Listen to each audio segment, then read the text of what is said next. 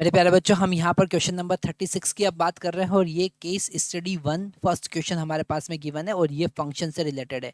Question में given है city traffic management. एक बार हम क्वेश्चन ध्यान से पढ़ते हैं। City traffic management department is planning to optimize traffic flow by analyzing the connectivity between the various traffic signal. Okay, the city has 5 major spot labeled A B C D, जैसा हमको दिख रहा है A B C D और E। हमारे पास में 5 traffic signal यहाँ पर हैं। क्वेश्चन में आगे हम देखते हैं, the department has collected the following data regarding one way traffic flow between the spot. पहला डेटा मिला उनको क्या, the traffic flow from A to B, A से बी की तरफ जाता है पहला, ठीक है। दूसरा ए टू सी, ए से सी की तरफ जाता है। और तीसरा ए टू डी, ठीक है। तो ए से 3 तरफ ट्रैफिक जाता है बी की तरफ। तो यहाँ पर अगर हम रिलेशन देखें तो हम लिख सकते हैं, यहाँ पर हमारे पास जो सेट बनेंगे वो बनेगा ए कॉमा बी, ठीक है। हमारे पास बनेगा पहला सेट, ठीक है। दूसरा हमको मिलेगा ए कॉमा सी, तीसरा हमको मिलेगा ए कॉमा डी, ठीक है। अच्छा, सेकंड बी वाला पार्ट बोल रहा है कि बी से सी बी कनेक्टिविटी और B to E B connectivity, मतलब बी कॉमा सी भी मिल रहा है हमको और बी कॉमा ई भी हमको मिल रहा है, ठीक है। आगे हम देखते हैं, उन्होंने थर्ड में कहा है कि सी टू ई कनेक्टिविटी है, ठीक है। आगे हम देखते हैं डी टू ई और डी टू सी भी है, तो डी टू ई भी प्रेजेंट है ना, और डी टू सी भी प्रेजेंट है, ठीक है। तो ये हमारा रिलेशन सेट बन गया, ठीक है, आर। ओके, तो यहाँ पर उन्होंने फर्स्ट क्वेश्चन हमसे पूछा है, the department want to represent and analyse this data using the relation and function, use the given data and answer the following question. First question हमारी स्क्रीन पर है, इज दिस फ्लो रिफ्लेक्सिव? क्या flow reflexive है? Reflexive का मतलब क्या होता है, अगर ए रिलेशन, अगर हम पैर देखें ए का रिलेशन अगर है ना, ए के लिए ए प्रेजेंट है is element of this relation, okay. Element of R है क्या यहाँ पर? नहीं, तो ये रिफ्लेक्सिव नहीं है, हम लिखेंगे नो। इसका आंसर क्या लिखना चाहिए हमको? इसका आंसर हम लिख सकते हैं, यहाँ पर हम लिख लेते हैं आंसर, इसका लिखेंगे हम फर्स्ट का कि since this A comma A is not element of R, thus it is not reflexive, ये रिफ्लेक्सिव नहीं है, okay, it is not reflexive, ये रिफ्लेक्सिव नहीं है, ठीक है। फर्स्ट वाला हमने सॉल्व किया, सेकंड पर जाते हैं हम। सेकंड में उन्होंने पूछा है, is the traffic flow is transitive?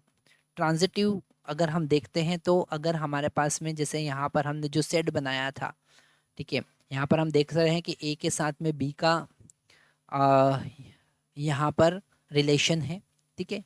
ए और बी का पेयर है, ठीक है, और बी और ई का भी पेयर है, बी और ई का भी पेयर है, बट दिस ई और A comma E is not present, ठीक है, ये प्रेजेंट नहीं है, नॉट प्रेजेंट, ठीक है, प्रेजेंट नहीं है, thus it is not transitive, ये ट्रांजिटिव नहीं है, क्योंकि अगर हमारे पास में ए कॉमा बी का पेयर है, बी कॉमा सी का पेयर है and A comma C also present, अगर ऐसा होता है तो ही ट्रांजिटिव होता है, that is the definition of transitive relation, okay.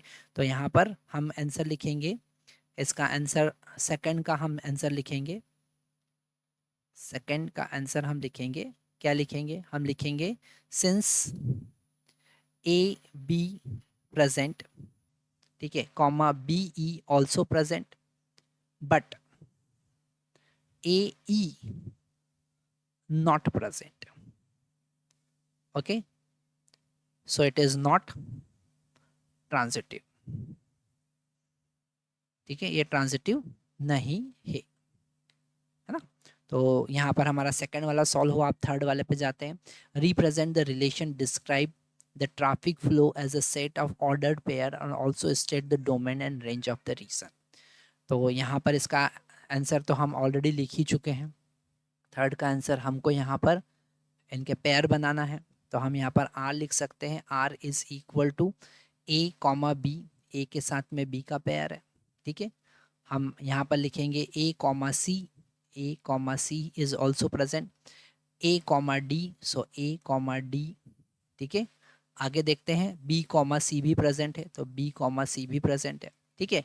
आगे देखते हैं बी कॉमा ई भी प्रेजेंट है, तो बी कॉमा ई भी हम लिखेंगे, ठीक है। आगे देखते हैं सी कॉमा ई भी यहाँ पर प्रेजेंट है और डी कॉमा ई भी प्रेजेंट है ना। और जो फोर्थ वाला है वो कह रहा है कि डी कॉमा सी, तो that is the all ordered pair. Okay, अगर हम इसके डोमेन की बात करें तो डोमेन यहाँ पर हो जाएगा ए, ठीक है, बी, है ना, जो फर्स्ट एलिमेंट है वो देखना है हमको हर पेयर का, सी और डी भी यहाँ पर प्रेजेंट है, तो ये हो गया डोमेन। अगर हम रेंज की बात करें तो सेकंड वाला हम देखेंगे तो बी प्रेजेंट है, सी भी प्रेजेंट है, ठीक है, डी भी प्रेजेंट है और ई प्रेजेंट है, ठीक है। तो यहाँ पर हमारे पास में रेंज और डोमेन हमने देख लिया। इसमें शायद आपको समझ में आ गया होगा कि हम रेंज कैसे फाइंड कर रहे हैं, तो ये हमको पता चला। अब ये जो फोर्थ वाला क्वेश्चन है, ये थर्ड वाले क्वेश्चन का एक और पार्ट हमारे पास प्रेजेंट है, तो इसको हम उसी स्क्रीन पे ले लेते हैं। यहाँ से हम कंट्रोल एक्स करते हैं और यहाँ पर लेकर आते हैं, क्योंकि यहीं से उसका आंसर हम दे पाएंगे। तो ये इसका बी पार्ट अवेलेबल है हमारे पास में। Does the traffic flow represent a function, justify your answer, ठीक है। तो यहाँ पर ये जो हमारे पास में इमेजेस है वही बता रहा है कि ए के लिए बी, ठीक है, और ए के लिए सी भी प्रेजेंट है, ए के लिए डी भी प्रेजेंट है, तो ए के लिए मल्टीपल इमेजेस प्रेजेंट है। तो हम यहाँ पर अगर आंसर फोर्थ का देखेंगे, फोर्थ मतलब थर्ड का बी, सॉरी फोर्थ नहीं है ये, थर्ड का बी अगर हम देखेंगे तो वो होगा सिंस, हम लिखेंगे for A, for A 3 images are there. कितनी इमेजेस है? बी भी है, सी भी है और डी भी है, ठीक है। For A 3 images, 3 images present, thus it is not a function, it is not a function, ये फंक्शन नहीं होगा। क्यों? क्योंकि यहाँ पर मल्टीपल इमेजेस प्रेजेंट है। Thank you very much.